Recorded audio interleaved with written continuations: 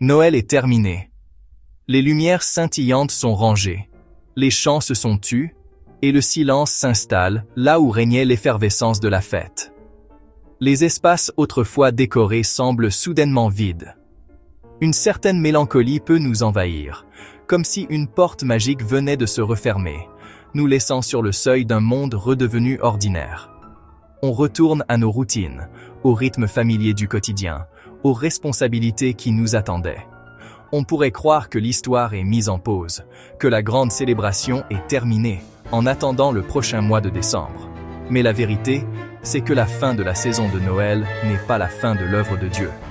C'est en réalité un commencement. Car si Noël célèbre un événement historique spectaculaire, la venue de Dieu dans le monde, ce qui suit est tout aussi miraculeux. La continuation de cette présence divine, non plus dans une mangeoire, mais dans le tissu même de nos vies. Dieu n'a pas cessé d'œuvrer.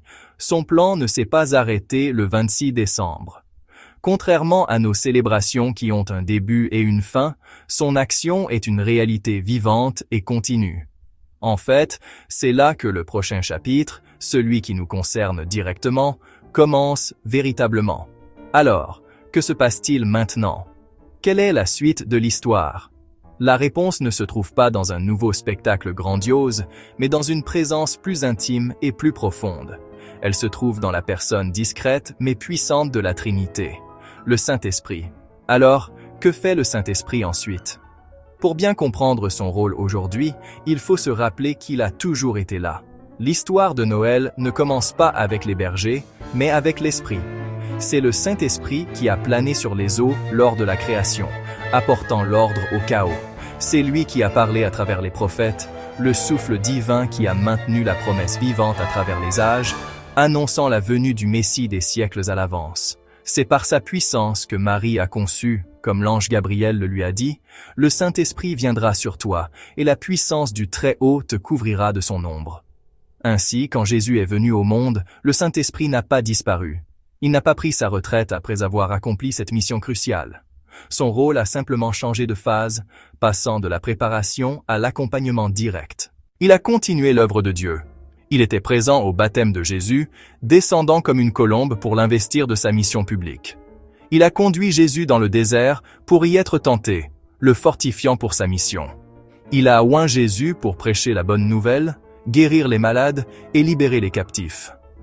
Chaque miracle, chaque enseignement, chaque acte de compassion de Jésus était accompli en harmonie et en puissance avec l'Esprit. L'Esprit était le partenaire constant de Jésus dans son ministère terrestre. Et après l'ascension de Jésus, sa mission est devenue encore plus vaste.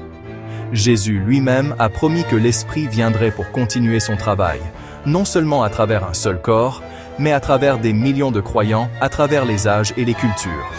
Jean 16:8 nous dit que le Saint-Esprit agit dans le monde. C'est une œuvre extérieure, globale, qui touche l'humanité entière, qu'elle en soit consciente ou non. Il agit pour convaincre les cœurs, révéler la vérité et attirer les gens à Jésus. Avez-vous déjà ressenti un élan inexplicable vers le spirituel? Une prise de conscience soudaine de vos propres manquements? Une soif de vérité qui dépasse la simple curiosité intellectuelle? C'est l'Esprit à l'œuvre. Il est le murmure divin dans le bruit du monde, celui qui expose doucement le péché, non pour condamner, mais pour montrer notre besoin d'un sauveur. Il illumine la justice de Christ, nous montrant le chemin parfait de Dieu, un standard que nous ne pouvons atteindre par nous-mêmes. Et il nous avertit du jugement, nous rappelant que nos choix ont des conséquences éternelles.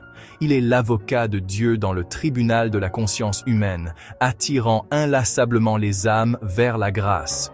Mais son travail ne s'arrête pas là. Il agit aussi de manière profondément personnelle et intime.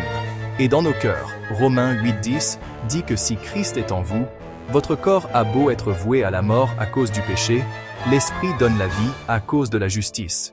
L'Esprit donne la vie. Pensez à la puissance de cette affirmation. Là où il y avait la mort spirituelle, le vide, l'obscurité, l'Esprit allume une étincelle de vie divine.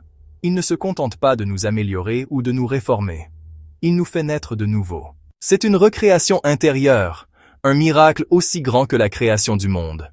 Il prend un cœur de pierre, endurci et insensible, et le transforme en cœur de chair, capable d'aimer Dieu et de répondre à son appel.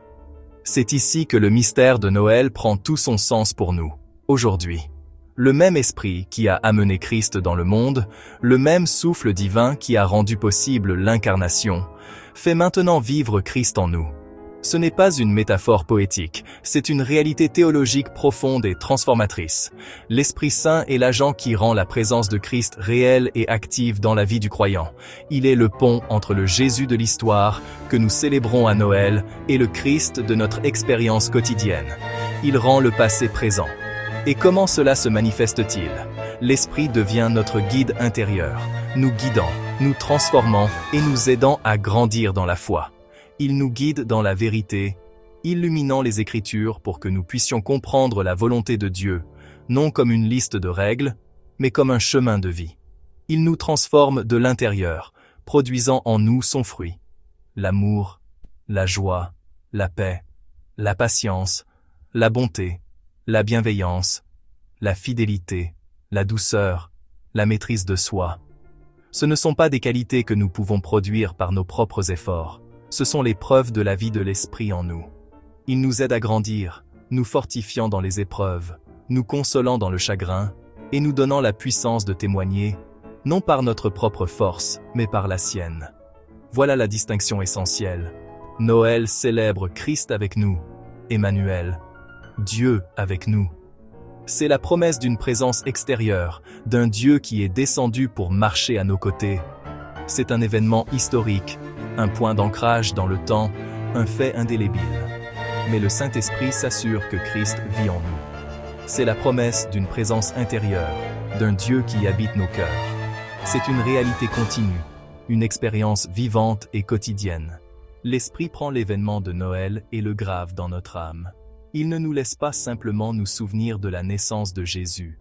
Il nous fait participer à la vie de Jésus. Il fait de Dieu avec nous une réalité de Dieu en nous. C'est pourquoi, après Noël, le voyage continue.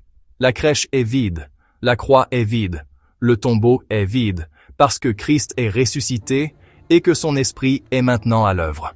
Notre foi n'est pas un souvenir que l'on revisite une fois par an. C'est une marche quotidienne, un pèlerinage. Chaque jour est une occasion de découvrir plus profondément ce que signifie avoir Christ vivant en nous par son esprit. Chaque moment est une chance de se soumettre à sa direction et de faire l'expérience de sa puissance. Le Saint-Esprit fait grandir ce que Dieu a planté.